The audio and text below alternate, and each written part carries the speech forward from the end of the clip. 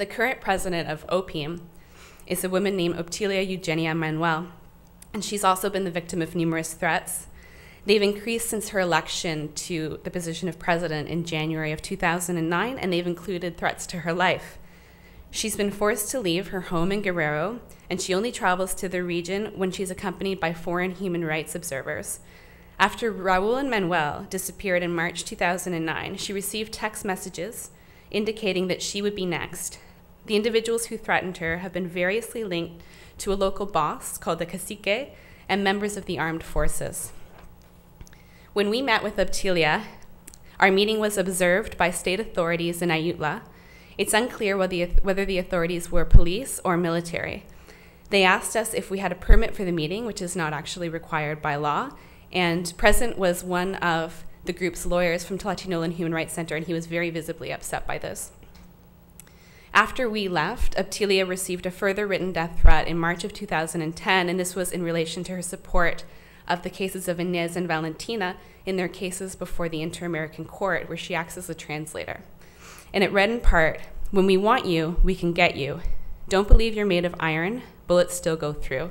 So this is the level of threat that these people are operating under, and none of these threats have been investigated by any authority in Mexico. An example of arbitrary arrest and detention is Raul Hernandez, and he's a member of the OPIM who was falsely accused of murder. He was adopted as a prisoner of conscience by Amnesty International shortly after his imprisonment. He was held in pretrial detention for 2 years despite a lack of reliable evidence linking him to the crime. The prosecution's case rested solely on 2 reliable witness testimonies and a hearsay statement. He was among a group of 5 men who were arrested in 2008. 4 were later released after an application to the court found that there was absolutely zero evidence against them. Raul stayed in jail because of the tenuous evidence that was available against him. It's believed that Raul's detention was in retaliation for his opposition to local boss's interests, and as well as his work with OPIM in support of indigenous rights. His lawyers, Tlatelolco, provided 7 reliable alibis to the court. However, he was still detained until the end of his trial, and he was released at the end of August 2010. And I wanted to mention that when he was first detained by the police, he was denied, I think I mentioned this to you before, his right to counsel, and he was also threatened with suffocation from the bag. So he was threatened to have a plastic bag put over his head in order to, I guess, encourage him to cooperate. And he was also told that he would be released in 3 days if he just confessed. So there were definitely some improper questioning techniques being used by the authorities. But finally, he was exonerated of his charges, and he was released, as I said, at the end of August. So with respect to these 2 organizations, all members of OPIM and all members of OFPM are beneficiaries of protective measures that were granted by the Inter-American Court of Human Rights, and they were granted in, I think, 2008, and they're an extension of measures that were granted in 2005, and these are measures that are ordered by the court in situations of grave urgency in order to protect people who are in imminent risk of physical harm. But with the members of these organizations reported to us that these measures haven't been implemented and they're living in complete insecurity. Tlatelolco, they're a human rights center, and they are counsel for these 2 indigenous organizations as well as a number of people in the region. They provide free legal representation, and throughout March of 2009 at their office in Ayutla, Guerrero, both the staff lawyers and their family were subjected to threats and to harassment, which culminated with them driving down a road one day and being followed by a car that was shooting bullets at the air and possibly at them. So after that happened, they decided that they needed to close the office. And in 2009, the Inter-American Court of Human Rights ordered protective measures be extended to include the people at Tlatelolco.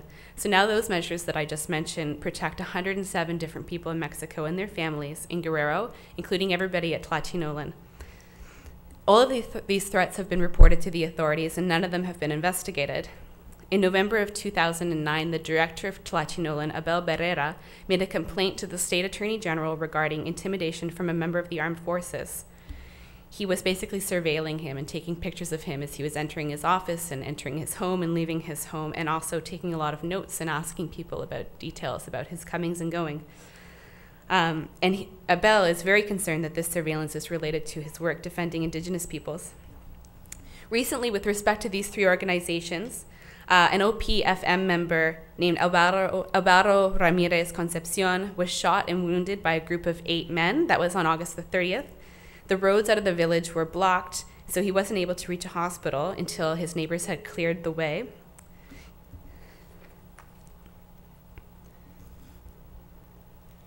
And on the 28th of August, 2010, which was one day after Raul Hernandez was released from prison, one of Inez Fernandez Ortega's daughters, this is one of the women who was sexually assaulted in 2002, her daughter was threatened by 2 unknown men in the center of the town of Ayutla where they live and warned that her family would be killed if they remained in Ayutla. The threat also made reference to Raul Hernandez, so one day after his release from prison, he had to cancel all of his public activities, and he's been forced to adopt stringent security measures. And this is a picture. On the left, you'll see Obtilia Eugenio Manuel, and she's pictured there with members of the Organization for the Future of the Maypa people, as well as other participants in the delegation. And this is a photo of OPM member and prisoner of conscience Raul Hernandez. It was taken when we visited him in prison in Ayutla, Guerrero in December of 2009. The text on his shirt, which is from Amnesty International, who, as I mentioned, has adopted him as a prisoner of conscience, says, "To live with dignity is a human right." More recent photos of Raul show that he appears to have lost a considerable amount of weight. And I note that when we met with him back in December, he mentioned that he was suffering from chronic gastritis and was not being provided with medical treatment. So why is this happening? There are a few reasons for it that contribute to this precarious situation for human rights defenders who are working in Mexico, particularly in southern Mexico. Their work is necessary and valuable in a free and democratic society, but the general perception of human rights defenders in Mexico is highly negative. So the defenders that we met with said that they didn't feel that their work was valued by society. The media and authorities are known to make deprecating remarks regarding both their truthfulness and their neutrality, and they also link them with organized crime. It was clear to the delegation that while many officials are dedicated to improving the situation of human rights defenders, others, especially at local levels, especially at the state level and municipal level, simply don't consider human rights or the protection of defenders a priority. Another issue that's affecting these human rights defenders that you probably picked up on is the criminalization of social protest. That's a trend that we witnessed of the inappropriate application of criminal sanctions to human rights defenders as a silencing mechanism. And the charges that we heard of range from minor offenses to, as in the case of Raul Hernandez, murder. The evidence used to detain them is generally of dubious reliability, and it's just another method of intimidation. And another one that's used is issuing but not implementing arrest warrants so that human rights defenders live in constant fear of arrest. For example, human rights lawyer Jessica Sanchez, who works in Oaxaca, told us that a warrant for her arrest was issued in 2006 during riots that took place in Oaxaca, and it's still outstanding, so she lives in constant fear of arrest, especially when she's representing clients in political or sensitive cases. International human rights law establishes instances where restrictions may be placed on freedom of expression, freedom of association, and freedom of assembly. But to be valid, it must be clearly delineated in law and have been established with a legitimate aim, for example, protecting public safety. The restrictions must be necessary to accomplish their intended purpose, and the harm must be proportionate to the perceived benefits.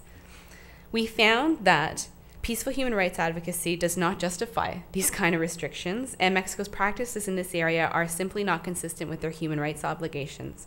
An example that we heard of was the case of Candido Felix, who's a human rights defender working in Guerrero, and he was charged with the illegal detention of liberty, which means kidnapping.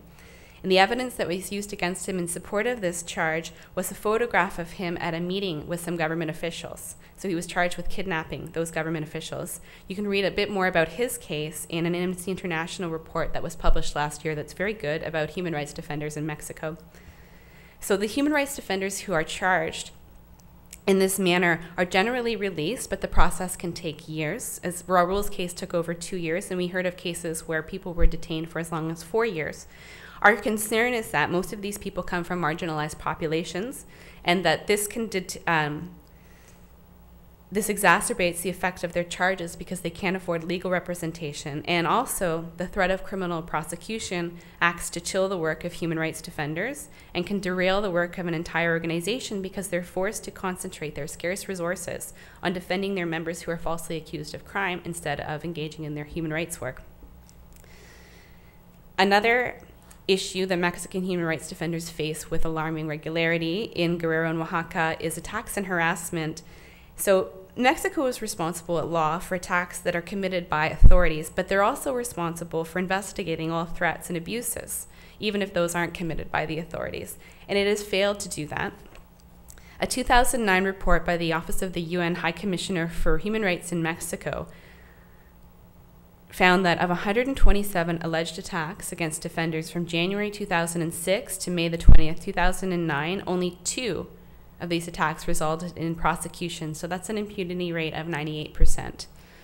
There's been no investigations into the failure of the authorities to investigate any of the cases that I outlined for you today, even the most serious ones.